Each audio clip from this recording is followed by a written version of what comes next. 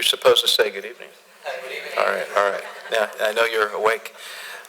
Good evening. I'm Milton Curry. I'm Dean of the School of Architecture, USC.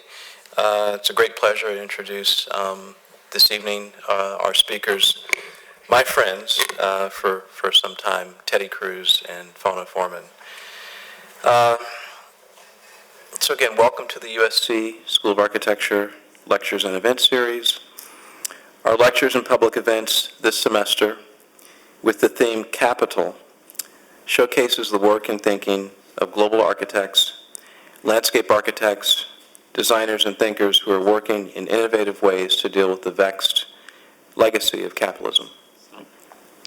Teddy Cruz studied at Rafael Landivar University in Guatemala City and earned a B.Arch from Cal Poly San Luis Obispo. He also received his Master of Design Studies from Harvard Graduate School of Design. From 1994 to 2000, he was in LA as founding director of the LA Latin America Los Angeles studio at SciArc, an obscure small school in the Arts District. From 2000 to 2005, he was Associate Professor of Architecture at Woodbury University. He is currently Professor of Public Culture and Urbanism in the Department of Visual Arts at the University of California, San Diego. Fonna Forman received her BA in Political Science and her JD in Law from the University of Wisconsin-Madison, and her PhD in Political Science from the University of Chicago. She is currently Professor of Political Theory and founding director of the Center on Global Justice at the University of California, San Diego. Cruz and Forman are principals in Estudio Teddy Cruz plus Fonna Forman, a research-based political and architectural practice in San Diego, investigating issues of informal urbanization, civic infrastructure, and public culture, with a special emphasis on Latin American cities. Cruz and Forman are a formidable force in the urgent discourses surrounding U.S.-Mexico border geographies, global capitalism, and democracy. Cruz and Forman lead a variety of urban research agendas and civic public interventions in the San Diego-Tijuana border region and beyond. From 2012 to 2013, they served as special advisors on civic and urban initiatives for the city of San Diego and led the development of its Civic Innovation Lab. Together, they lead the UCSD Community Stations, a really innovative platform for community-engaged research and teaching on poverty and social equity in the border region. I believe they'll speak about that tonight. Their work has been exhibited widely in prestigious cultural venues around the world, including the Museum of Modern Art in New York, the Yerba Buena Center for the Arts, San Francisco, the Cooper Hewitt National Design Museum in New York, Das Haus der Kulturen der Welt, I don't speak German that well, in Berlin, the M+ in Hong Kong. They represented the U.S. with 5 other participants in the 2018 Venice Architecture Biennale. They co-edited Informal Market World's Reader, The Architecture of Economic Pressure, and have 2 forthcoming monographs, Top Down, Bottom Up, The Research and Practice of Estudio Teddy Cruz plus Fonna Forman, and The Political Equator, Unwalling Citizenship. As a way of introducing their work, I'd like to recuperate a term that was used starting in the late 1980s, the Subaltern. The Subaltern was a term that originated in the late 80s and early 90s as there was a collective search for a language to articulate the agency of the dispossessed, marginalized, post-colonial subject, as separate from the personal identity given to them and or granted by the authority figure and or colonizer. In Gayatri Spivak's seminal canonical essay, Can the Subaltern Speak?, she states the following: let us now move to consider the margins. One can just as well say the silenced center. Of the circuit marked out by this epistemic violence, men and women among the illiterate peasantry, the tribals, the lowest strata of the urban subproletariat. According to Foucault and Deleuze, in the first world, under the standardization and regimentation of socialized capital, though they do not seem to recognize this, the oppressed, if given the chance, the problem of representation cannot be bypassed here. If given the chance and on the way to solidarity through alliance politics, a Marxist thematic is at work here, can speak and know their conditions. We must now confront the following question. On the other side of the international division of labor from socialized capital, inside and outside the circuit of the epistemic violence of imperialist law and education, supplementing an earlier economic text, can the subaltern speak? End quote. Through their design and theoretical work, Cruz and Forman have been working alongside the subaltern and speaking as a unitary progressive force for change by using the tools of capitalism and reinventing them. A theorist of ethics and public culture, Forman's work focuses on human rights at the urban scale, climate justice in the cities, border ethics, and equitable urbanization in the global south. She is known internationally for her revisionist research on Adam Smith, recuperating the ethical, social, spatial, and public dimensions of his thought.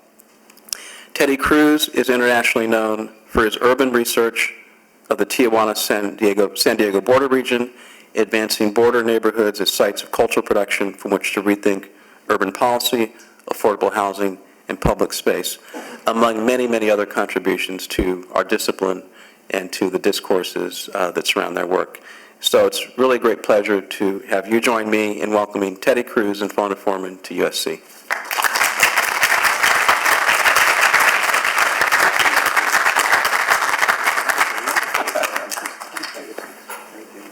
Milton, that was just a beautiful introduction. Thank you so much. So we're going to tag team for the next minutes. We're delighted to be here. We begin on an urgent note. The human rights of migrant populations are in jeopardy across the world at this moment, and too many cities are closing their doors. This is actually a wave of Haitian immigration in Tijuana about 2 years ago. Our world is veering dangerously away from the norms of human dignity. The nativist mentality that once characterized the political fringe has gone mainstream, legitimizing an open racism that we've not seen since the middle of the 20th century, to protect national resources from an endless flow of what we are told are violent, disease-carrying parasites, to protect ourselves from infestation. The very language of a caravan is derailing us. These are individuals, not a mass, humans, not aliens, each with stories and traumas that need to be heard, each bearing rights that need to be protected. In San Diego and Tijuana, the main site of arrival for people seeking asylum from Central American violence and poverty, geopolitics is intensely local. Public debate about immigration, about the wall, about the fate of dreamers gets very real. Fear of deportation has produced unprecedented anxiety in the immigrant neighborhoods of San Diego County. Men and women who have lived and worked and contributed in countless ways to their neighborhoods in the U.S. over decades are terrorized by threats of the proverbial knock at the door. One can be plucked from her home or the workplace or the neighborhood market and be deposited on the other side, changing the course of her life and the life of her family forever. While U.S. Homeland Security is formally constrained by law and protocol, there are countless stories of egregious human rights violations right now in our city. Mass sweeps, entry and seizure without warrant, extra-legal deportation, which because of the proximity of the wall can take just a matter of minutes, detention of minors in adult facilities, and the forced separation of migrant children from their parents. It's particularly devastating to witness the emotional impact right now on children, their fear, and the inevitable psychic internalization of being socially and morally marginalized. In this radical context, the prototypes for Trump's beautiful wall are a physicalization of violence toward our neighbors, manifesting in concrete or steel or whatever, the politics of fear that is gripping the world. Closing the border is a gesture of gratuitous hatred, not to mention absurdly self-destructive. We've been committed to telling a very different story about urban life in the San Diego-Tijuana border region, and we'd like to share a cross-section of our work with you tonight. Over the years, we've been documenting the often invisible dynamics that define this territory and shape the transgressive hybrid identities of the people who inhabit it. Our work reimagines the US-Mexico border as a tissue of social and spatial ecologies and an amazing laboratory for political, urban, and architectural creativity. For us, conflict is a creative tool.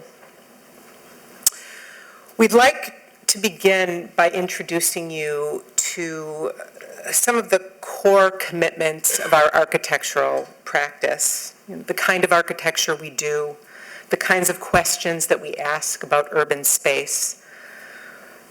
We see our practice as an example of how to integrate very diverse ways of knowing and doing. At root, we believe that architecture must attend to the contested social, political, and environmental economic forces that shape the urban field. In other words, we question the idea that architecture is a self-referential system through which buildings are designed as autonomous objects, kind of aesthetics for aesthetics' sake. Not exactly a recipe for great commercial success in the architectural world. The contested processes and conflicts that shape everyday life in urban space are the materials of our practice. And today, we believe architecture cannot remain neutral on explosive urban inequality across the globe. As the most vulnerable people on our planet pour into cities at a rate of something like 32 million people each year, escaping political instability, violence, poverty, and the disproportionate impacts of climate change on the poor. Millions of people are on the move at this very moment, and billions are living in sites of informality across the globe. Some people like to say that relative poverty across the world is decreasing right now, that moving to cities makes human life better, and Asia is obviously the model. But this is not a satisfying ethical response to radical urban asymmetry across the world. Global cities with all of their wealth are proving incapable of responding to today's most urgent urban challenges: inclusion, sustainability, and explosive population growth. In our practice, we investigate the bottom-up resilience and ingenuity of people who inhabit the periphery of cities in conditions of scarcity, how they assemble housing and infrastructure, markets of exchange, governance practices, and general strategies of collective survival. At the margins of cities everywhere, an alternative model of urban growth is being shaped stealthily from the bottom up, often below the radar of the formal institutions that govern urban development. We don't see the informal as an aesthetic category or as a style, but as a set of bottom-up practices that address the urgent needs of immigrant or displaced populations in the absence of formal support. So informal buildings perform as anticipatory scaffolds negotiating with topography, time, resources, boundaries, transforming as needs and human capacities evolve. A house might begin with a pad and a frame. As resources emerge, so follow spaces. A second floor might evolve, threaded into the first. So habitation leads and spaces follow. Nothing is wasted. Everything is useful. And this is why the exterior assemblage of informal houses resemble the interiors, as the aesthetic of the house is not determined by the resolution of an architectural object, but reflects the memory of its own evolution.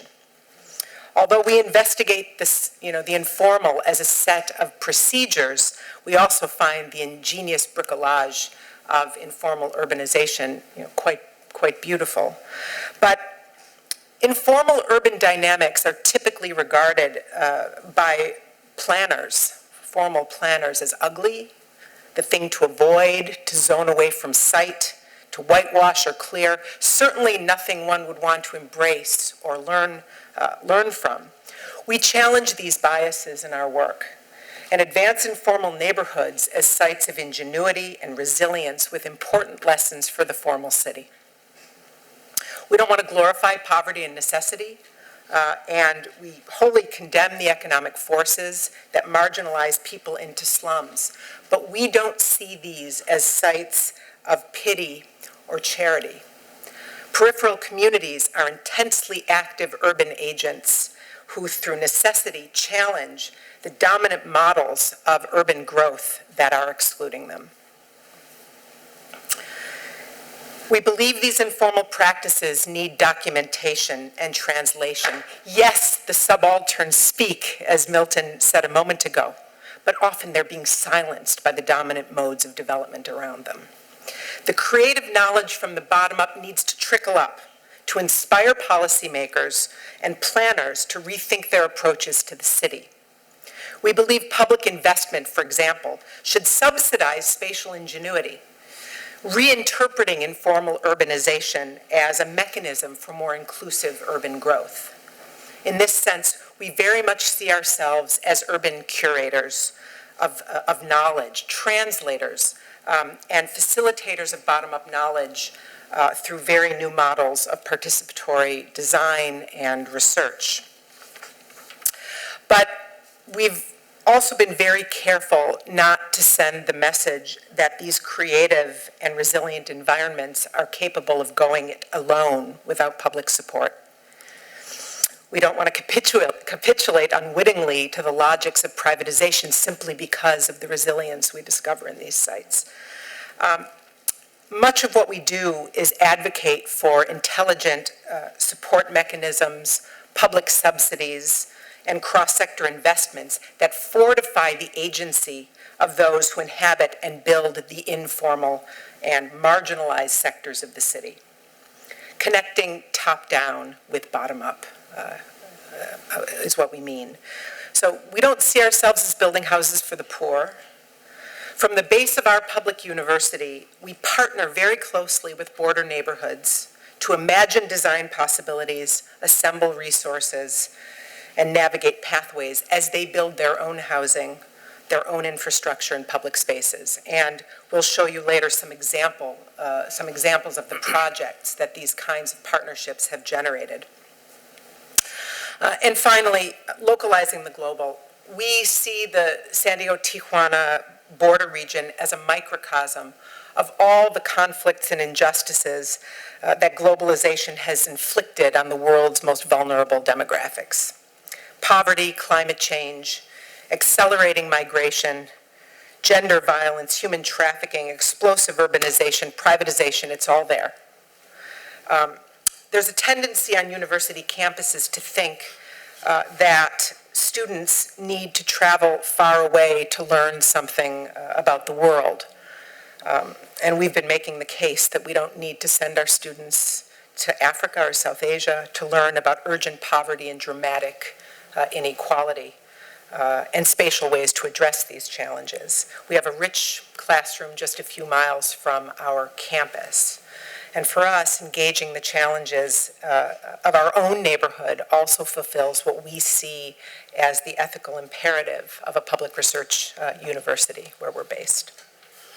And of course, localizing the global for us means to move from the abstraction of globalization to the political specificity of the local. And by that I don't mean the kind of provincial local or protectionist local, but in fact finding that specificity of social, economic, and political relations on the ground, the very tools to reimagine global dynamics. And I think that that also means, in terms of a specialization in fields of thought and practice, how we move from the perennial sort of critical distance to the institutions as a mode of critique, but in fact enact a more, what we call a critical proximity, let's say, to the urgencies of everyday life within the territories we work.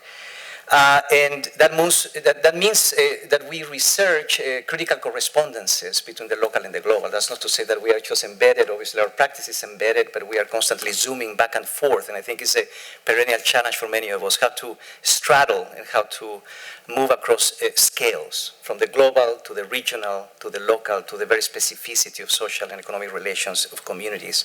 So we prepared a mini kind of cross-section of those interests across the scales that we exhibited in the Venice Biennale this last summer to contextualize this.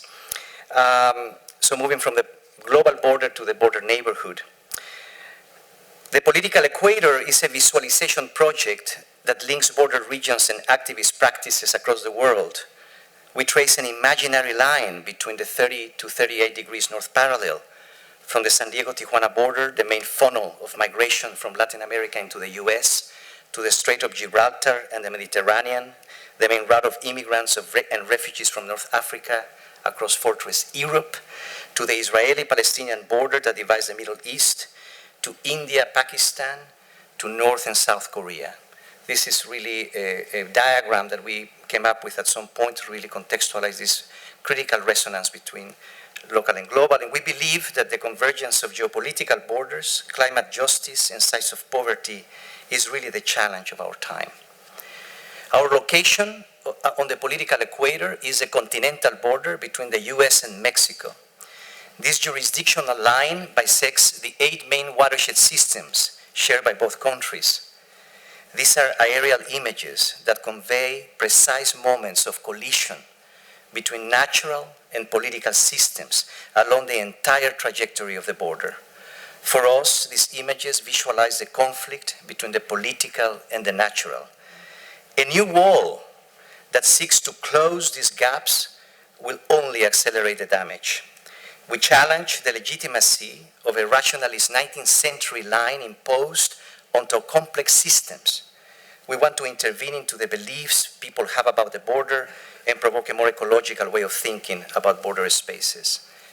Mexus presents the US-Mexico border as a region, a bioregion, rather than a jurisdictional line, visualizing the shared cross-border social and environmental flows framed by the binational watershed systems.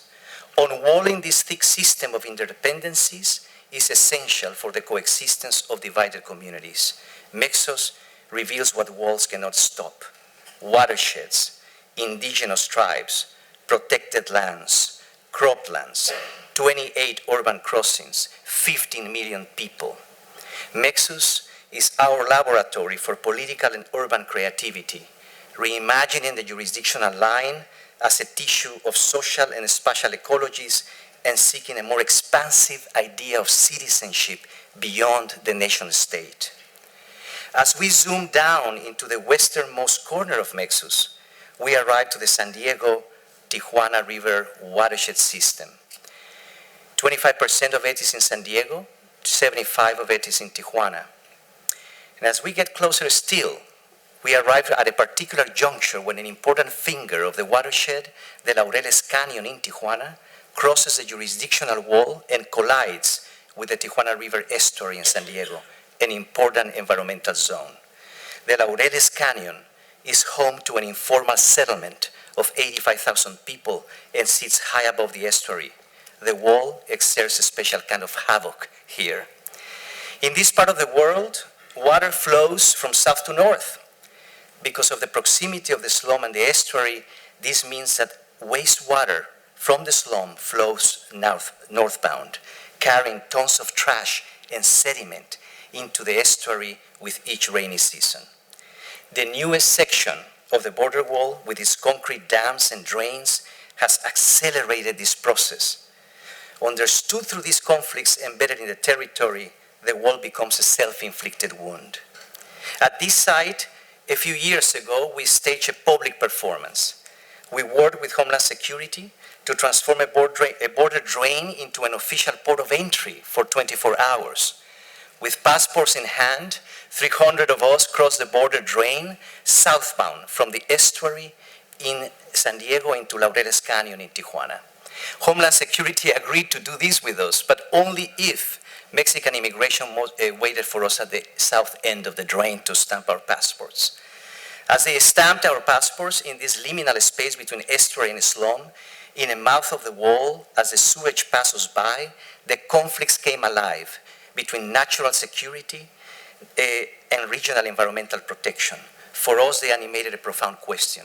Can citizenship be organized around shared interests and values in communities divided by a wall rather than by nationalism and identitarian politics? We facilitated the border drain crossing performance to raise a public awareness of this conflict zone and to open new channels of communication between municipalities of San Diego and Tijuana who typically ignore each other. We are now summoning an unprecedented cross-border coalition of state and municipal governments, communities, and universities to develop a cross-border environmental conservancy that links the US estuary and the Mexican slum into a single continuous political, social, and ecological zone. We are bundling undeveloped parcels in the slum. Each of these fragments of land will be co-curated by cross-sectors coalitions to mobilize resources and curate conservation programming. We had to rush through this micro section, but it just moves from the global border to the specificity of that performance, which for us has really opened up a variety of channels of exchange and of facilitation across sectors. From here, we want to now focus on a couple of details. Oops. Oh, can I actually pick that up? Sorry. You should. I wanted to say that many of these projects obviously are part of an ongoing research, which is really, as many of you know, ongoing. The political equator has continued to expand. Its relationship to the climatic equator is fundamental. It's incredible when you begin to visualize how between the red and the green, we find all the conflicts that we can imagine in the world. Some of the most vulnerable climatic zones in the world. In fact, the 8 nations banned by the Trump administration, the most dramatic site of displacement and violence in the world, and the most populous slums in the world are concentrated in this zone. And this is the way we exhibited the Mexus at the Venice Biennale, which really produces a very powerful figure of the border seen as a region. And when you got close to the image, the river ecology was made of paper hovering over the image. And once in a while, that red line would project itself and disappear in this sort of ominous way of dancing between the political, again, and the natural. So I'd like to focus in a little bit on the role of citizenship. It came up several times in the video that Teddy just showed you. A major area of our work is reclaiming the idea of citizenship for more inclusive cross-border agendas. The way people see the city and experience collective life, the culture of citizenship, in other words, has a huge impact on how they envision what can be. So we investigate the beliefs, biases, cultural patterns, habits, pathologies, and social practices of the border region. Designing strategies to reinvest people in civic life, to reinvest in public goods, to overcome despair in many cases. It's a huge part of what we do, and arts and culture play a very large role here. We exhibited the Cross-Border Citizen Project at the Yerba Buena in San Francisco last year as a part of a solo show of our work, a show called Visualizing Citizenship. So the posters that I'm going to use to tell the story about citizenship in our region come from that show. So we've been really inspired by a tradition of participatory civic thinking that thrived in many Latin American cities throughout the 20th century, but is too often forgotten. From the participatory budgeting experiments in Porto Alegre, Brazil, in the 1980s, where communities decided together how to allocate a percentage of the municipal budget, to the invention of bus rapid transit in Curitiba, Brazil, the retrofitting of existing bus lines and elevated stations for lower cost public transport to shrink distance in a city, to Bogota, Colombia, in the early 2000s, perfecting BRT, bus rapid transit, into what was then the most advanced multinodal public transportation system in the world. We don't want to sound utopian. Obviously, many problems still remain in these cities, but we find this continental lineage hugely inspiring in the way it connected top-down and bottom-up capacities, and it's worth investigating. Two major Latin American collaborations have influenced our work in the last years. The first with Mayor Antanas Mocus in Bogota, Colombia, and the second with Mayor Sergio Fajardo in Medellin, Colombia. And we'd like to tell you a little bit about each of those stories. So this story, Bogota in particular, and its relation to citizenship. So this was Bogota in the 90s. It was a scene of complete chaos and urban breakdown. Unemployment, poverty, choking air quality, the worst anywhere on the continent. People referred to Bogota as the most dangerous city on the planet. Philosopher Antanas Mocus became mayor of Bogota in its most intense period of violence in the late 90s. He came with a very different idea about urban transformation, grounded in a commitment to equality and human dignity.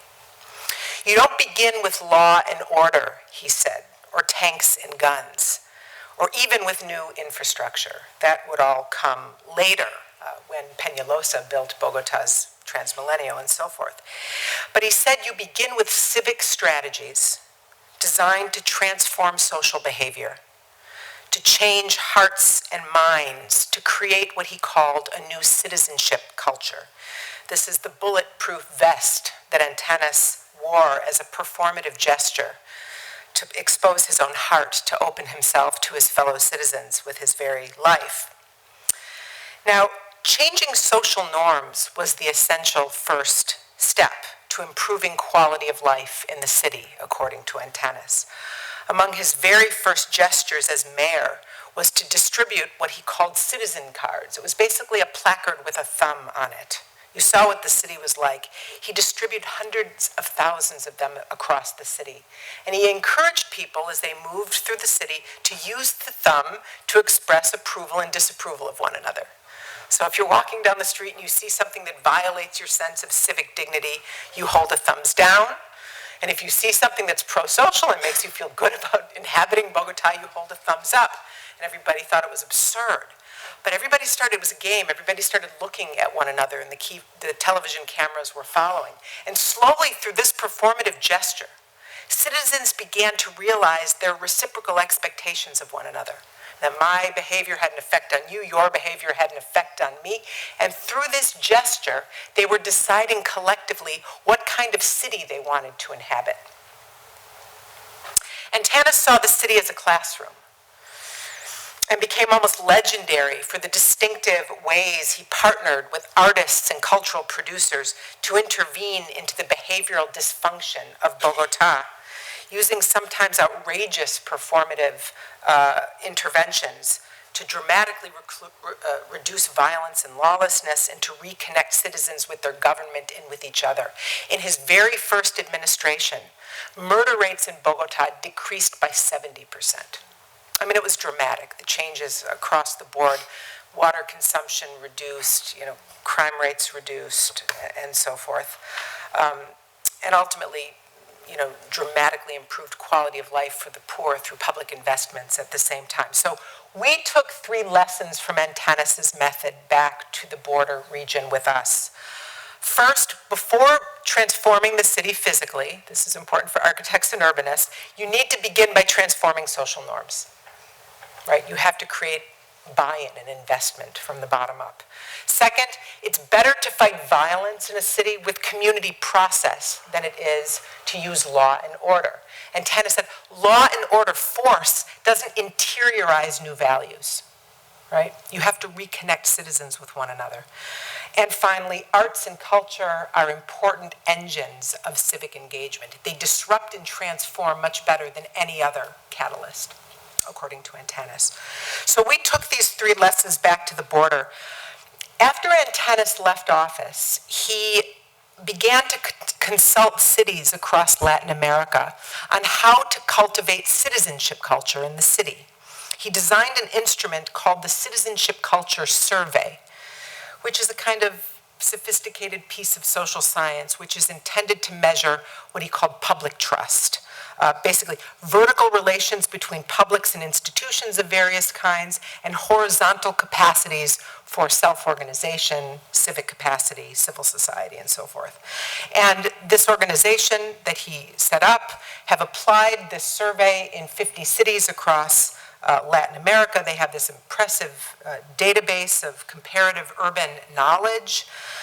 For each city that does this, the survey becomes a kind of mirror, a mirror of civic self-knowledge and a script for urban intervention, identifying zones of vulnerability and opportunity for public investment.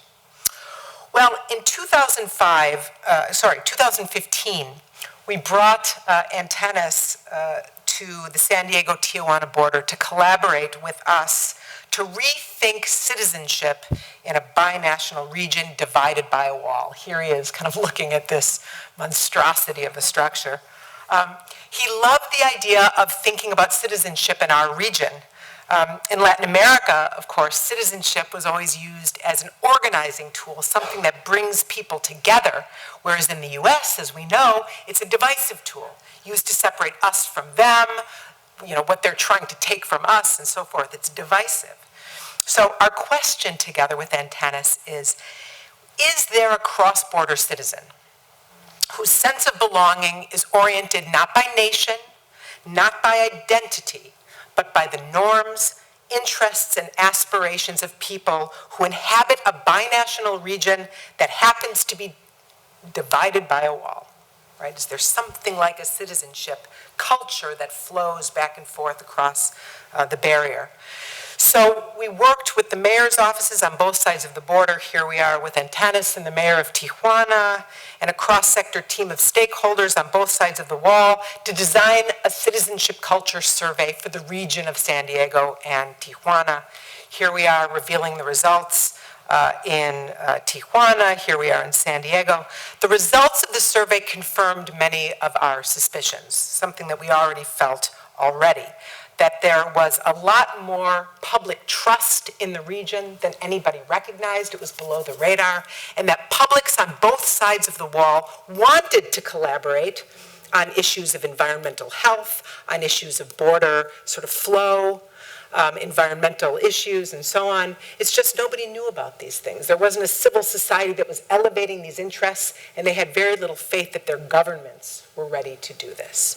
But the mayors and dozens of stakeholders on both sides of the wall were hugely inspired by the survey, and it became important for our region, helping us recognize what we share. And it also became a very productive script for many of us, including us, for projects that happened in the years after the survey.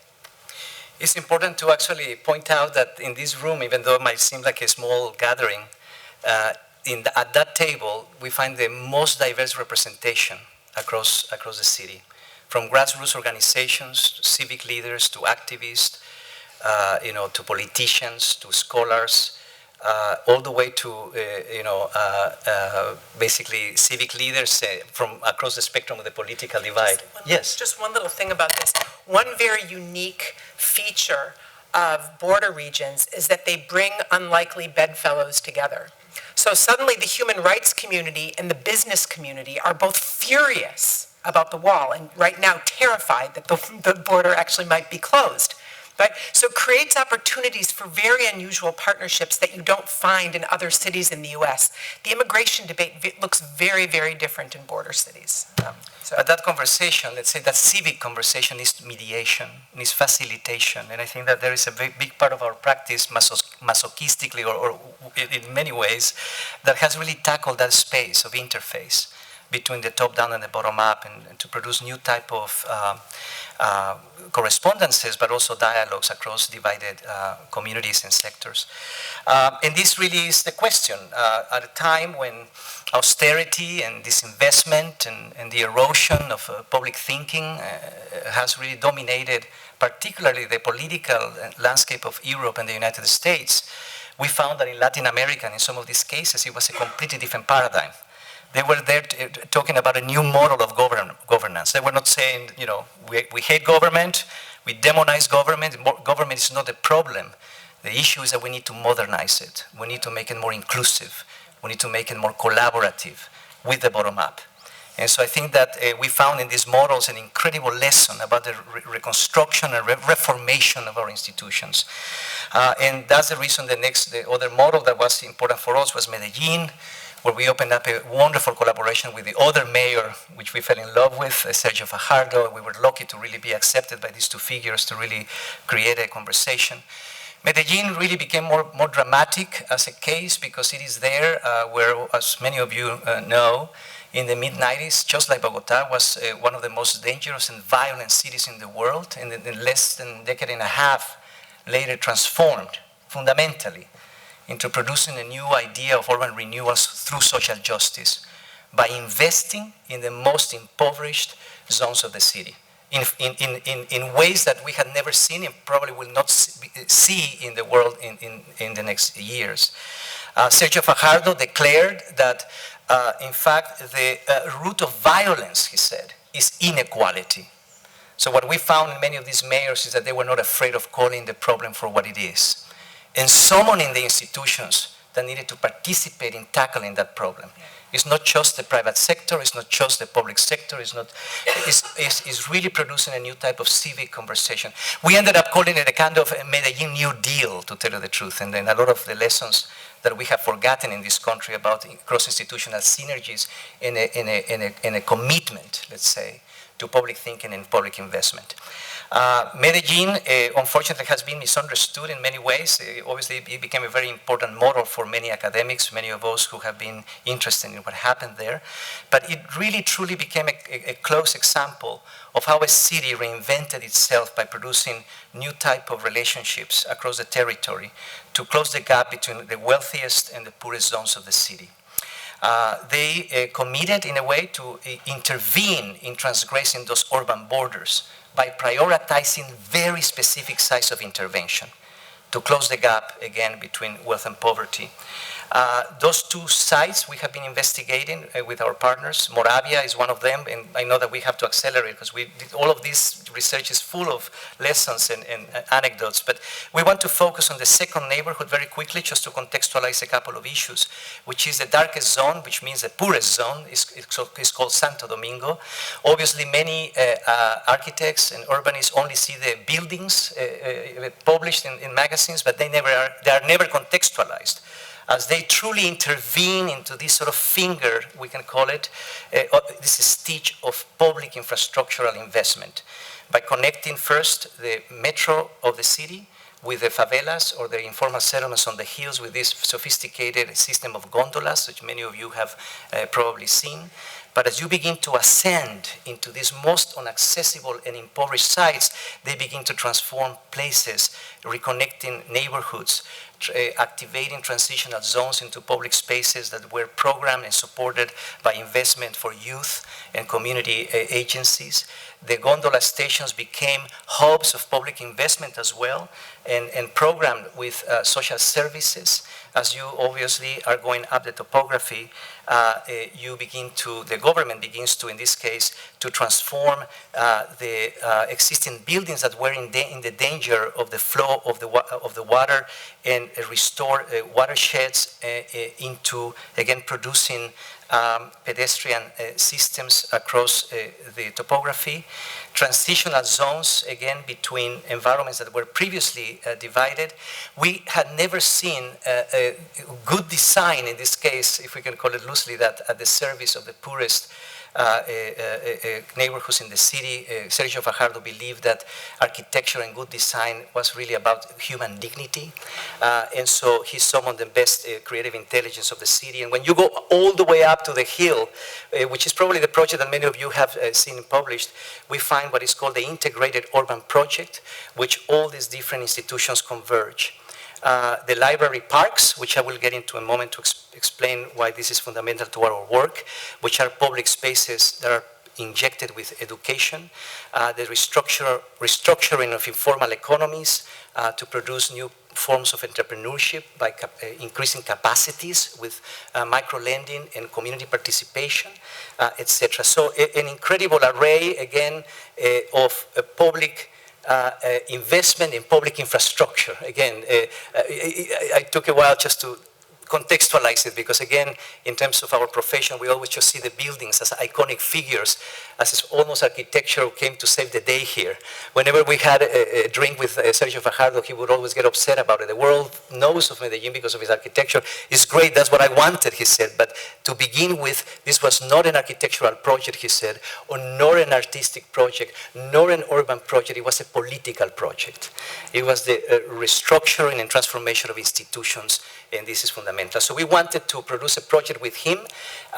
We proposed it because we said there is so much misunderstanding. Everybody does not know what happened to that institutional transformation. In other words, can we visualize the civic and political processes that made Medellin possible? It was a question that he took, and he loved the possibility. We lived in Medellin for a couple of years, in and out, interviewing 40+ people, from grassroots organizers to artists, to civic leaders, to artists, to government figures, etc., trying to stitch together the story of what might have been some of the most fundamental concepts behind the institutional transformations of Medellin. These are notes from our sketchbooks, which we wanted to really make a case of actually begin to translate some of these conversations into concepts. Again, it would be too long to go through the 40+ concepts that we gather from this alternative ethnography of sorts. This is our table of contents, but we found that the whole process really was organized around priorities, processes, and interventions. The priorities mean to prioritize inequality as an organizing tool. But the second one, which is about designing governance, really impressed us. They said, to embark in this project, we need to be self-critical, and the main site of intervention is a stupid bureaucracy. In other words, they reinvented governance by creating new types of very impossible curatorial, as they called it in one of the interviews. They called it this way: the impossibility of cross-sector coordination. They did all this work in 4 years. So it was the story of Medellin is the story of creative public management. And finally, how they spatialize citizenship through by reinventing public space as a space to mobilize the construction of citizenship through cultural action, taking Antanas' Mocus's best approaches, but also suggesting that public space needs to be injected with tools to increase community capacities for political action. I think this was fundamental for us. And finally, maybe in this case, in the part of this story, the 2 videos, there are 30 of them. I was just showing 2 very quick ones of 2 concepts: transgressing borders, to penetrate marginalized communities with public works. This was really the priority, obviously, the transgression of these urban borders through a necklace or a chain of public institutions, from large regional museums to city gardens to community cultural centers to neighborhood art houses, a chain of public spaces that would thread the community together. And by the way, curatorially, they invited the community to co-produce programming. So all these institutions were coordinated. Inclusive public spaces demand new accessibility and mobility, they said. And that's the reason Medellin's story is a story of linking public space with a new form of accessibility and mobility, to make those spaces that were previously inaccessible open and empowered. And this is ultimately a major concept, obviously, to shrink distance and to expand access. And the second one that actually was really this inspiration we took from Medellin, public space educates. Many of the projects began in this way, engaging urban curators to convene diverse sectors, to coordinate the resources and knowledges of many of those sectors, to centralize them so that they could then decentralize them more intelligently. How to share responsibility for public works, they said. So it was a cross-sector curatorial project to link, let's say, nonprofits, universities, and civic philanthropy or government so that they can co-curate and co-program investments to inject into public space. They said, we don't want to do it like the Americans who think that public space is just a place of beautification, a physical project, and where people will magically appear. They said, no, we need to actually invest in these spaces with funding mechanisms that are co-curated across sectors, with maintenance, with management, obviously public and cultural management, and curatorial projects that could make those spaces sustainable in the long term. The relationship of the physical and the social, the designing of public spaces and programs simultaneously. I think that became a fundamental lesson for us. And we brought this to Tijuana, San Diego. That was the whole idea, is to steal these best practices, to recharge our own practice at the university. I think that we should have said it from the beginning. Fonna, I think, suggested it, that our practice is embedded in a university. It's a research-based practice that is supported by the infrastructure of the university. So we created the community stations that links the specialized knowledge of the university with the creative intelligence, let's say, of communities. And we organized this project that is called the Cross-Border Community Stations at the University of California, San Diego. And its aspiration was to, similar to Medellin, to produce a corridor of knowledge and resource exchange. How to enable the meeting of knowledges, top-down and bottom-up, specialized and obviously community engaged. And we have developed 3 community stations across the border. Again, as a network of field stations located in some of the most dramatic immigrant, underrepresented neighborhoods in the region, where teaching and research is conducted collaboratively between community activists and researchers from the university, establishing circulations of researchers, students, community activists, and community leaders to move between the university and the community. We have convinced a few foundations to fund us in order to, in fact, pay stipends to community activists so that they can come and co-teach with us. Many times we think that activists just want to volunteer. That's what, or that we should go into these communities just to be service providers. We wanted to really tilt that hierarchy from the vertical to the horizontal. We always found that to be an ethical move.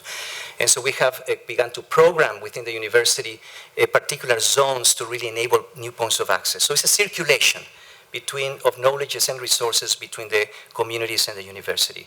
Very quickly, just to tell you the power, or at least how inspired we've been by this model so far, something to say about each of these stations.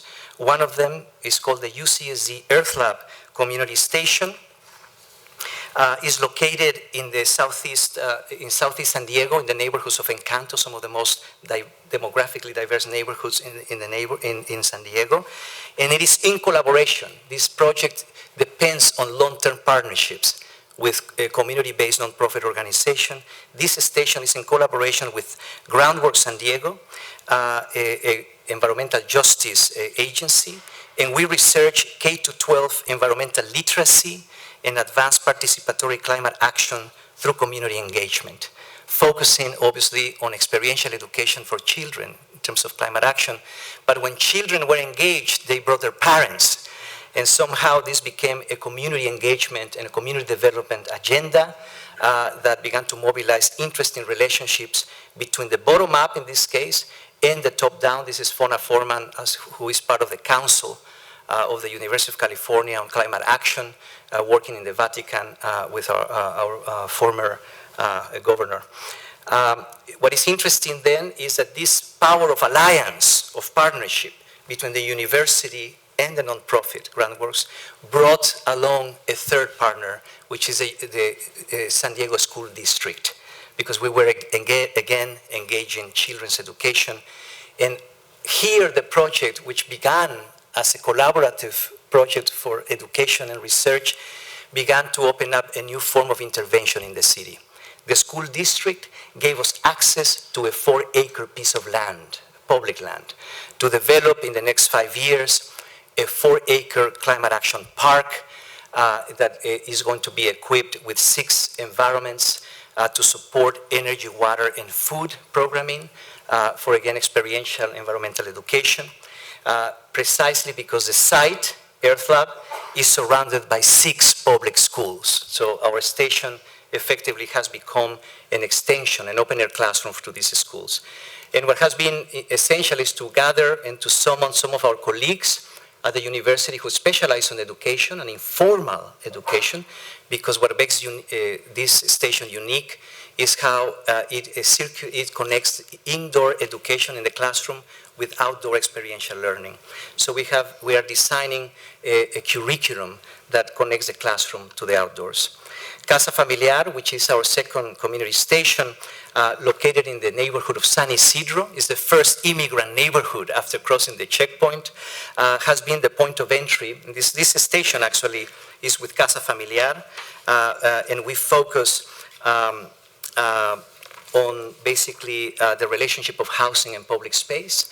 And this is, again, a model that we have been extremely interested about, because San Isidro is, as an immigrant neighborhood, has been the point of entry for our research on the positive impact of immigrants in the transformation of the American neighborhood, obviously with the bottom-up strategies of adaptation, of resilience, and of solidarity that begin to transform neighborhoods into more complex social and economic environments, the retrofitting, let's say, of the American city with more sustainable mixed uses and densities, and obviously suggesting that these neighborhoods are in fact very different to the model of the global city, which has perennially been organized out of logics of consumption.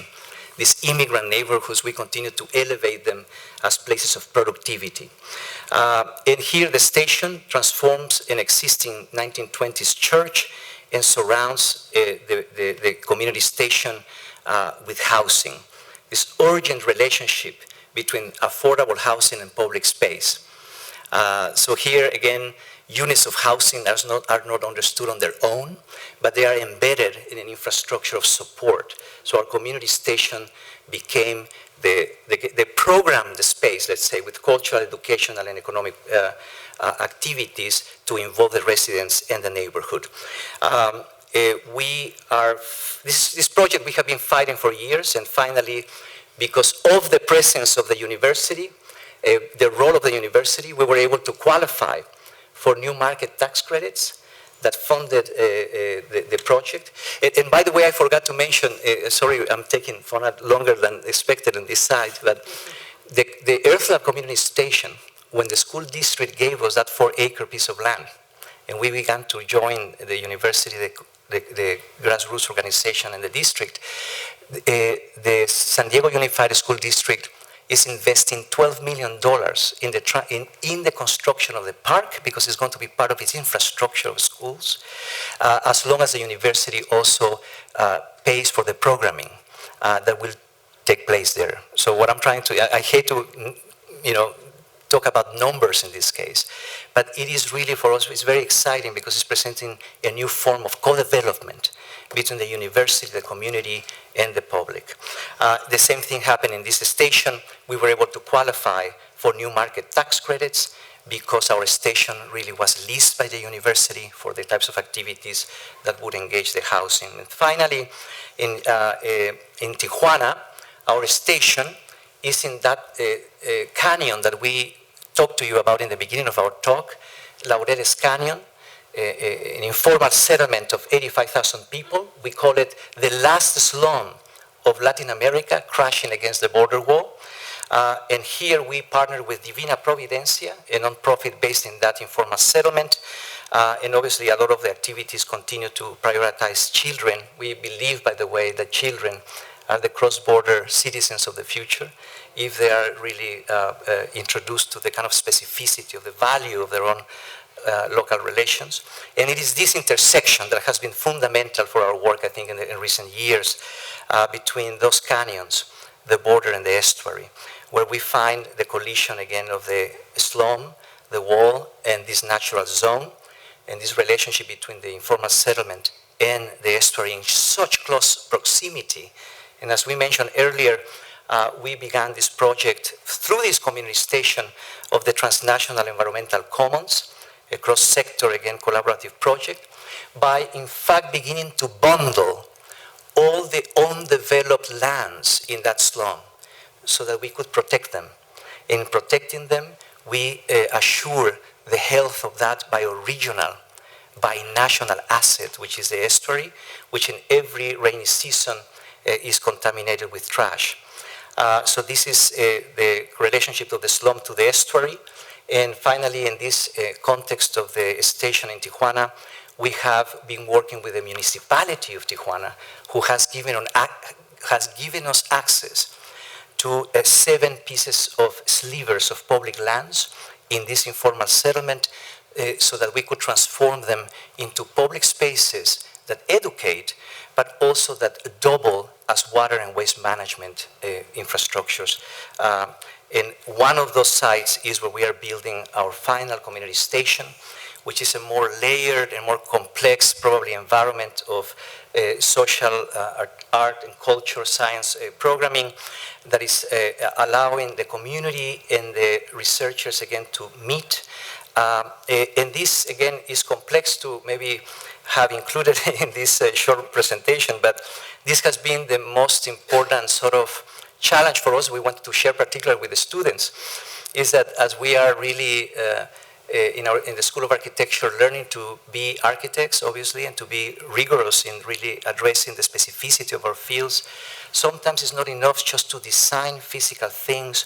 We need to expand the notion of design of things so that we can simultaneously, just like in Medellin, begin to design the protocols, begin to design the types of community processes, the types of collaborative and synergies, the funding, why not to say it, that can make those spaces sustainable in the long term. So this physical, the relationship with the physical and the protocols and the program is essential. And this particular station, throughout our work, has been also the point of entry into engaging in formal urbanization, so that we have been contacting the institutions that surround these informal settlements, particularly factories. As many of you know, Tijuana is a city of factories, and this is an example of the type of research and engagement that we are developing here. We, in other words, have been trying to engage the maquiladoras that surround these informal settlements in a very strange proximity. This is the place where we work. Again, Tijuana being a city of factories in close proximity to slums. And throughout our practice, these informal settlements are places that recycle the waste of San Diego. So the urban debris of one city is transferred to the next to produce what we call a kind of second-hand urbanization. These are houses imported from San Diego into Tijuana's slums, garage doors, rubber tires that are transformed into new retaining wall systems. Again, these temporal incremental dynamics that begin to make these slums into laboratories for rethinking infrastructure and housing. But then we decided, as we wanted to really tackle the issue of social housing in these environments, that instead of just beginning to build houses for the poor, we needed to actually take a detour first. And we went to the factory through our community station and our partners. And we found this Spanish maquiladora that produces lightweight metal pallet rack systems that are exported all over Latin America. Again, the shelving systems that you see in Costco and everywhere. And we began conversations with the president of the factory, a really nice Spanish man, who we convinced, we said, you know, as the factories benefit from the cheap labor around them, can the factory reciprocate by adapting their material systems for housing? Can we as architects enter into the factory to adjust and to alter and adapt the systems that they already produce? And so we produced these sort of animations to show him what we meant, how we could use those systems to bridge the waste and the recycling that is so creative. And then he loved the idea, and we began to collaborate in the long-term project. He said, yes, let's intervene in the catalog of the factory. Let's maintain the economy of the system. So let's just do one change to it. And that's what we did. In one day, a revelation came that we could, in fact, simply change the base of the shelving system to enable the rest of the mechanism to operate in a way that it logically does. And we produced the first example of what could be done, a framework, again, for supported informal recycling of materials. This moment was incredibly important to our practice, even though it might seem very naive to many of you, but we were inside the institution, using the resources, redirecting their surplus value for social ends and public commitments, creating the cross-subsidy that we needed, employing their engineers. And I think this idea of encroaching and intervening into institutional protocols to reorient those resources, top-down resources, to support bottom-up intelligence. And this is really emblematic of what we're trying to say. And then, obviously, this became a framework to support this. We do this because they invite us to exhibitions, and there is also funding available. And with that, we knock on the doors, and we produce the first framework in Germany. And when we had a show at the HKW Museum of Cultures, and we brought the framework from Tijuana, and it circulated the city of Berlin as we collaborated with housing activists, Coty and Co., in a series of forums about reimagining housing through immigrant struggles. So we want to conclude with a story of bringing the Mekaluk structure back to the communities in Tijuana, and to end with a story about a new partner of ours. This is Gustavo Banda Aceves. He's a charismatic activist and religious leader who acquired a small parcel of land many years ago in the Alacran Canyon, which is an informal settlement at the periphery of Tijuana, adjacent to the border wall. Really rough topography. Those are pigs. It was always his dream to build his home and his ministry in this site. But time moved on. And in the last years, he decided instead to build emergency housing to shelter hundreds of Haitian refugees after the city of Tijuana turned its back on them. Banda Aceves' project speaks a local urban language of informality, right? What began in 2016 as a few small structures built with his own hands and the hands of the immigrants he houses has incrementally evolved into a full-on ecology of housing units and public spaces threaded into what seems like impossible canyon topography, ready to receive new arrivals by the hundreds and to absorb a variety of community uses and social support programs. Here you see little Haiti here. For the moment, Banda Sevis relies on the goodwill of fellow citizens to achieve what he has. He has no formal institutional support of any kind. But through our community stations initiative in Divina, we began partnering with him in the last months to increase his capacity and scale up his housing and public infrastructure. So we're working with the Mechalux factory to scale up the production of the frame as the armature for a variety of housing configurations. We're basically designing a framework that will be infilled incrementally with local labor, of immigrants coordinated with resources that we're coordinating. One important element of this is to convey that refugee housing is not just about shelter, but about developing an infrastructure of productivity through economic incubators, fabrication shops, a nursery, an industrial kitchen. We're also co-developing cultural, social, and educational programming through our community stations. So in other words, we want to move past the gesture of hospitality. You know, this is the language we hear about now, that cities have to exercise hospitality toward the migrant. We want to move past hospitality toward inclusion, right? Which is the ultimate challenge of migration for any city now, to create a home, an inclusive home. In the last months, the so-called caravan has begun to arrive in Banda Acebes' village. He's running out of housing space. He opens his doors to all, he says, because Central Americans, Mexicans, and Haitians are all part of the same humanity. Here he is, beautiful man. At a moment of such extreme political rhetoric about our neighbors, as the federal government is threatening to partition our region by closing the wall, stories like this one have really given us hope and the fuel to move forward. Thank you. Thank you.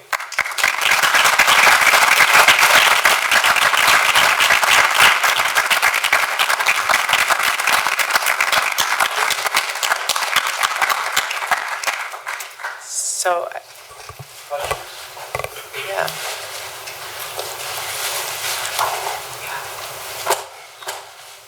Student first. Yeah. Hello. Hello. First, I just wanted to say your work is very inspiring. I really appreciate you guys, what you guys had to say. Thank you. But I think in regards to the community kind of asset development, as students, where do you think is a good goal for us to start off to try to achieve that within our own communities? Yeah. Do you want to start? Yes, it's exactly the question that I asked myself years ago. Precisely when I came back from Harvard, and I decided that I didn't want to continue designing for the 1%, and I don't want to sound awful about it. I said to myself it would bore me a bit, even though it's the task that we most engage. We're designers and architects, but I wanted to find a kind of access to a very different set of relations, beginning with the fact in our partnership that we began to really understand what our practice wanted to be. I mean, I think probably that's not what they teach us in the university often. The practice needs to be shaped, that based on the urgencies of today, I think there are still so many practices that can emerge. And some of those practices cannot do it alone. That sometimes in order to retool yourself, you need to do it with others. And so when we assembled our practice, we decided that we needed to be there, to be inside the spaces and the sites that we wanted to engage. And incrementally, we began to connect with these nonprofit organizations who were unbelievably, they had incredible intelligence, social intelligence, but they lacked at times the conceptual thinking to maybe translate some of those logics into spatial systems, into forms of collaboration, etc. So all I would say is like being there, and I think that maybe just going to, as a kind of, in an urban safari, go and really find the places, be there, and really begin to open up a dialogue and a conversation with those, become partners with those entities. And incrementally, you will be surprised, a very different sort of gradation of practice will begin to shape itself organically.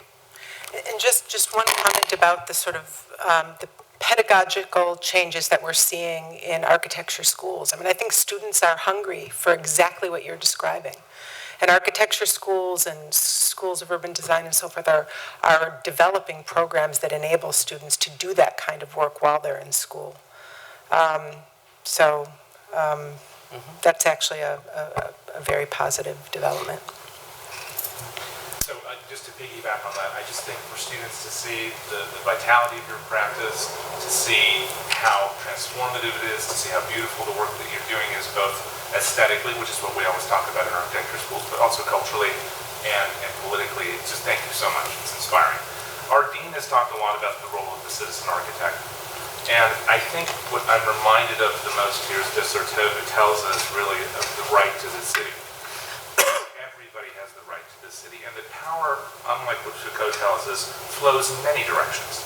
So what's fascinating is to say that you do have a client, and power flows from that client, quite vitally.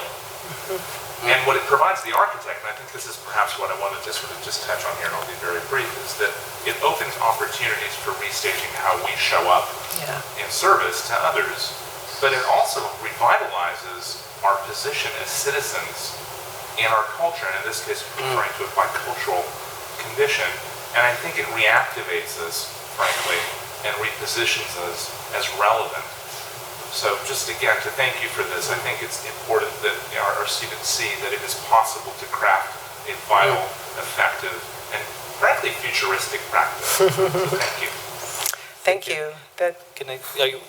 I just wanted to say one thing. I mean, thank you so much for that. And, one thing we've really committed to is the idea that as a field, architecture, at least some of us, can't stay neutral. To be neutral is to be complicit, and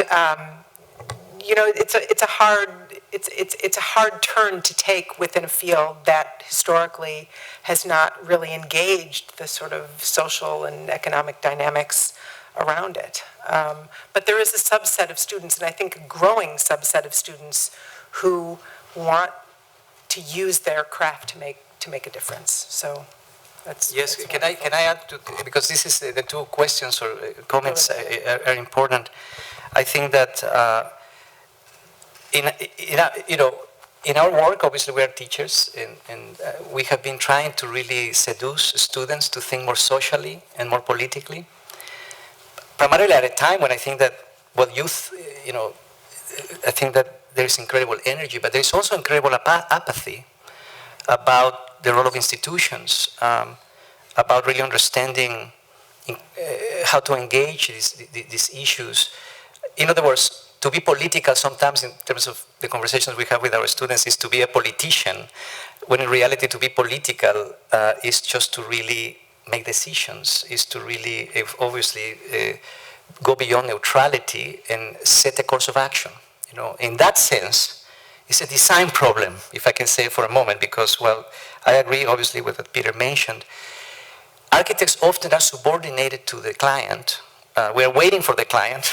We receive a brief and a budget, and hopefully we have gone to a really good architectural school to execute it. But sometimes you have to be the designer of the client. You have to be the designer of the brief itself.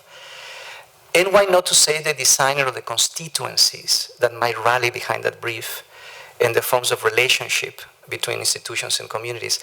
One thing that has been essential for us as well in the context of being more thinking more social and politically, and we mentioned it in the beginning of the talk, is to use conflict as an operational or creative tool, which means without understanding the conditions themselves that have produced the crisis today, it's very difficult to think that we can transcend the problem.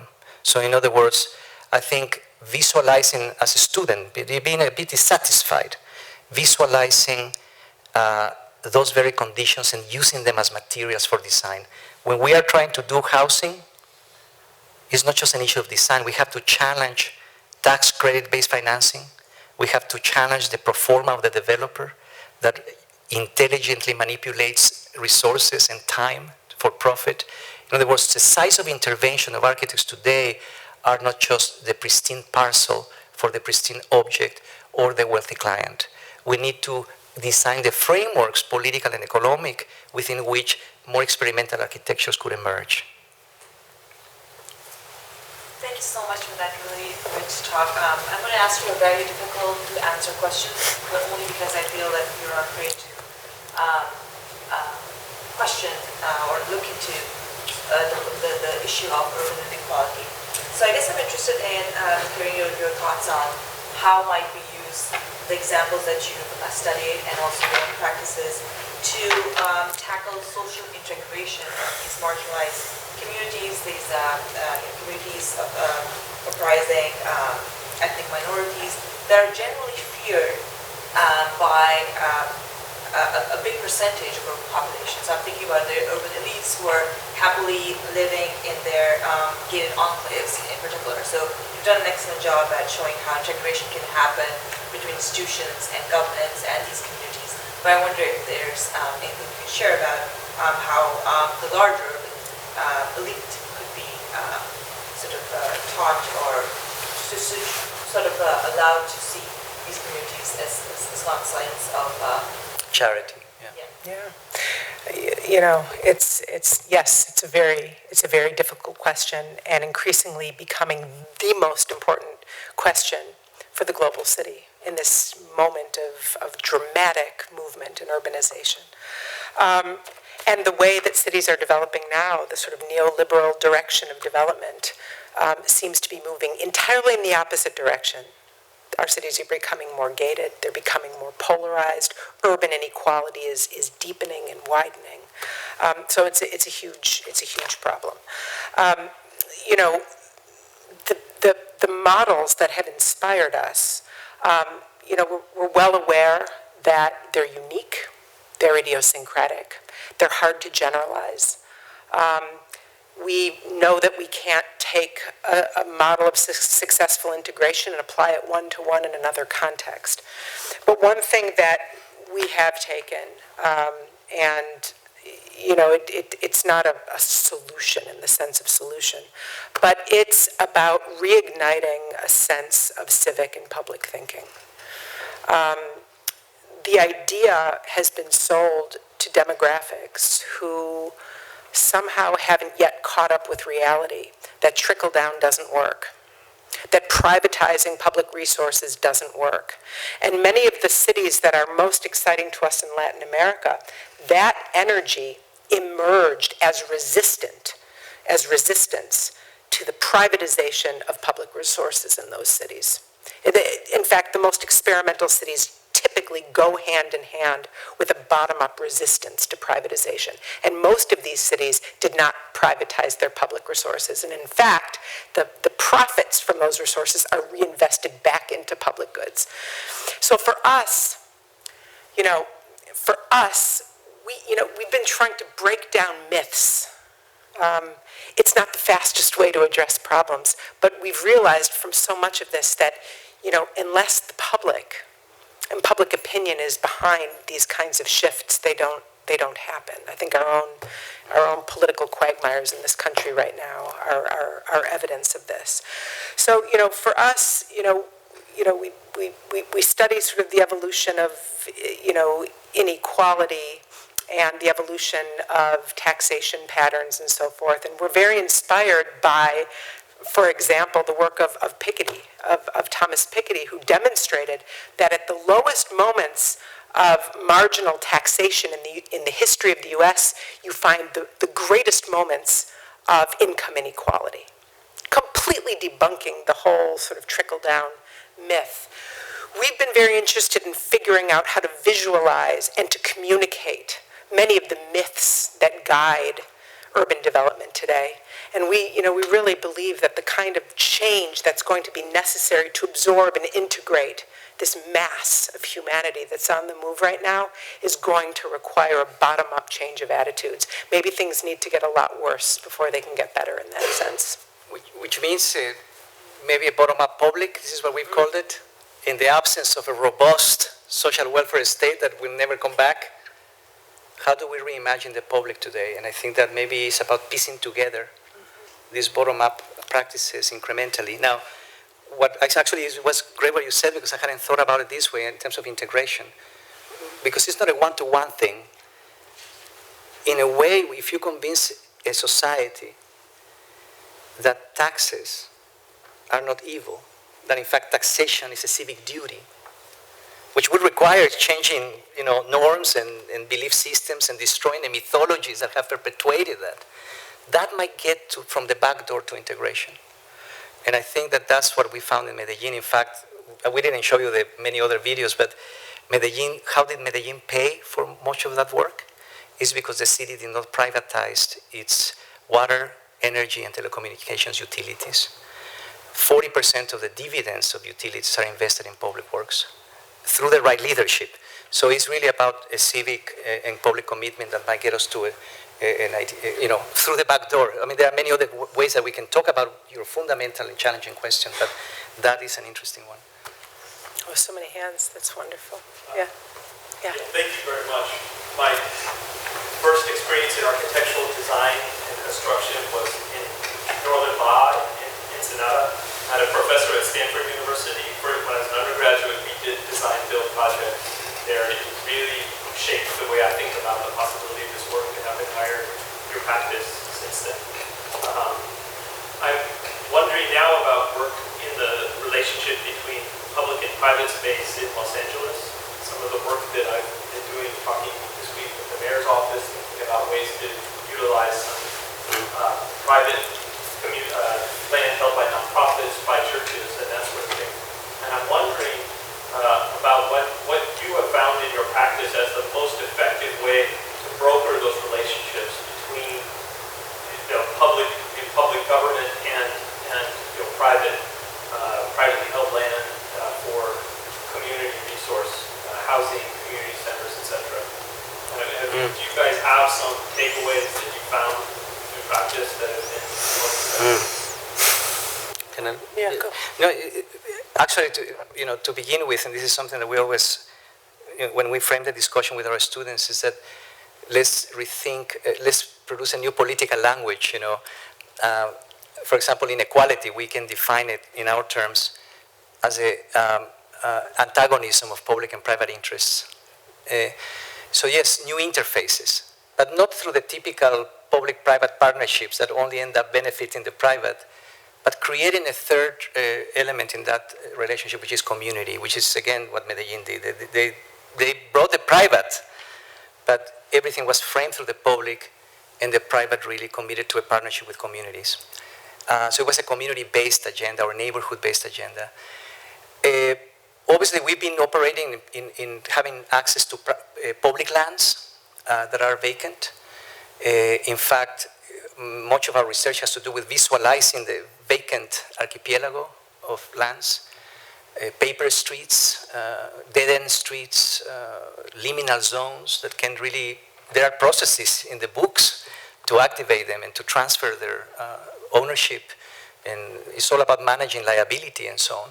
So there are processes that can enable us to do that. Not only that, but also community trusts, a variety of actually strategies that are embedded in the legislature and we forgot about them.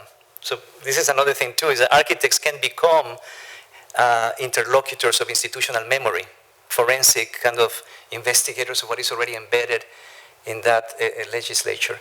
But maybe what comes to mind in the context of private is that, we were talking about this earlier with Milton, is that in San Diego there has been a bit of a movement of architects becoming developers, led by a friend of ours who is an older architect in San Diego, and it was because of a discovery, a revelation, that our fees as architects, which is 10 to 15% of the construction cost, if 3 or 4 of us got together to buy a piece of land, maybe that vacant site that you're talking about, which is in fact close to a non-profit organization in a place that nobody would ever invest, and we have access to buying that land in collaboration with a non-profit, our fees and the price of that land is already equity that could qualify us for a construction loan easily, obviously with the right type of qualification and the representation of the non-profit through its programming and cross-subsidy and support. So in other words, we keep saying that the site of intervention today is a pro forma of development. How to reorganize the numbers and how to inject the value and I would say the hidden value of sweat equity, not only of informal practices in these neighborhoods, non-profits, but of architects whose services can in fact be collateral and create a new form of urban development. So that's really about producing a form of private development, but obviously that is collaborative and inclusive. Quick question. Okay. Thanks for talking about topics that never or seldom come up here, about political action, about the problem of apathy, about the role of architects and designers. And now this is the cool part. Beto, Elizabeth, Bernie, or Kamala, what are you thinking? Oh my God. One of them, anyone. Isn't that simple, or are there nuances that you're... Yeah, you think so. Yeah, no, it's early days, I guess, in a way. I think they're ratcheting each other up to get sharper and better, which can only be good, for the election cycle. If I can be frank, I'm just freaking out a bit because obviously we want this guy to be gone, and I think this is where Antanas comes to us very, very forcefully, because the belief systems, the kinds of mythologies that have been created, I mean, when we speak of socialism, how easily the American public is swayed into this or that direction, the lack of institutional memory, the lack of prioritizing what are the issues, and we have been voting against our own interests. What I'm thinking of is that obviously any of them will do, but if anything is how do we transform the mentality? How do we intervene into public opinion? And how do we speak to the enemy? I think these are the tools of Antanas Mockus. How do we produce an urban pedagogy that demolishes those mythologies and really reveals that right now our destiny depends not only on the survival of the individual, but on the health of the community. It's about a collective sensibility that I think is absent. And without that commitment, it's very difficult. It's scary. This is what I'm Again, rehabilitating the idea of public goods. They've been completely cleansed out of our political discourse. Public is immediately associated with socialism. Can't talk about public anymore. So at least, we're hearing rich kind of narrative coming out of this sort of cohort of people who are jockeying it. We just hope they don't undo one another too publicly and fuel, opposition through their mutual, antagonism. There's so much out there right now about the wall that we don't due to our political exactly for Trump or so forth. But it seems like we don't even have to refer to what border we're talking about. We just say the wall, we all know what we mean.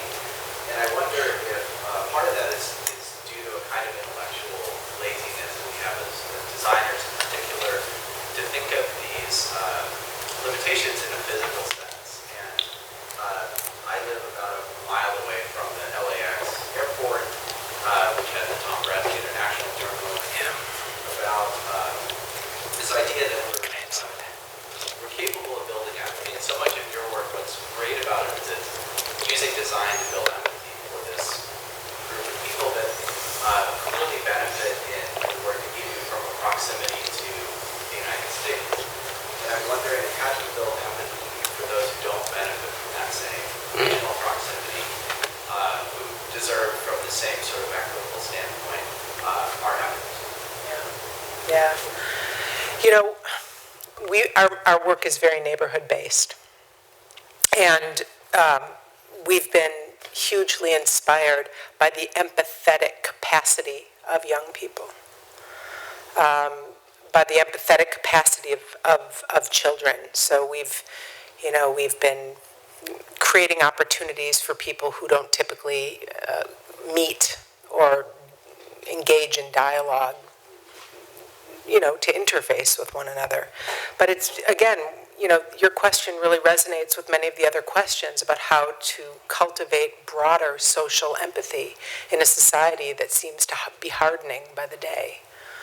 And again, for us, it's really, it's about it's about discourse. One thing that I think was very interesting in what you said is how borders are replicated all over our city. You know, we have the political equator as a kind of flat line, but we understand it's really suggestive of borders everywhere. They radiate north and south.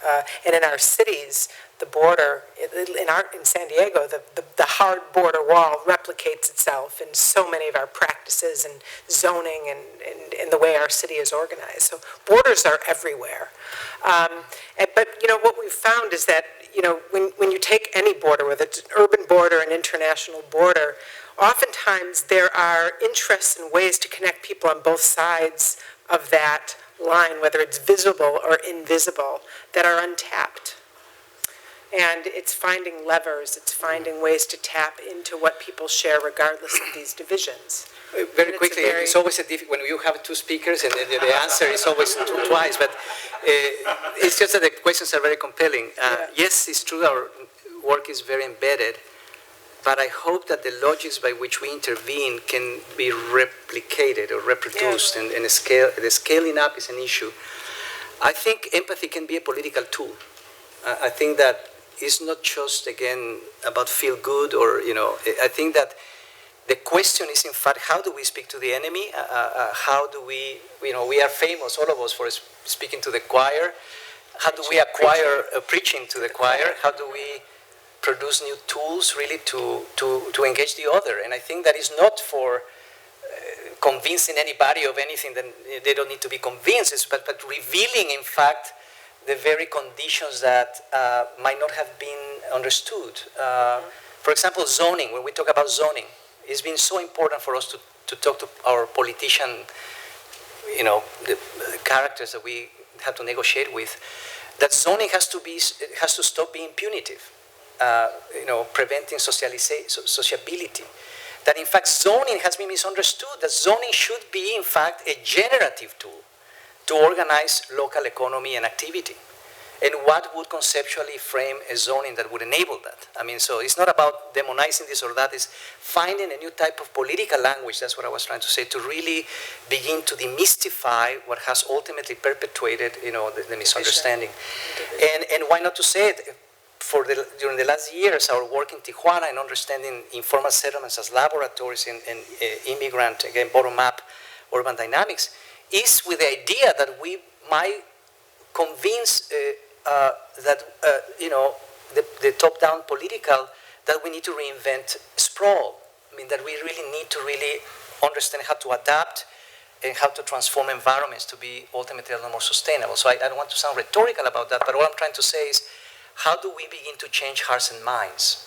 I think that ultimately requires a very difficult project of communication, and that's probably where empathy for me is more becomes a lot more complex. Yes. Thank you so much.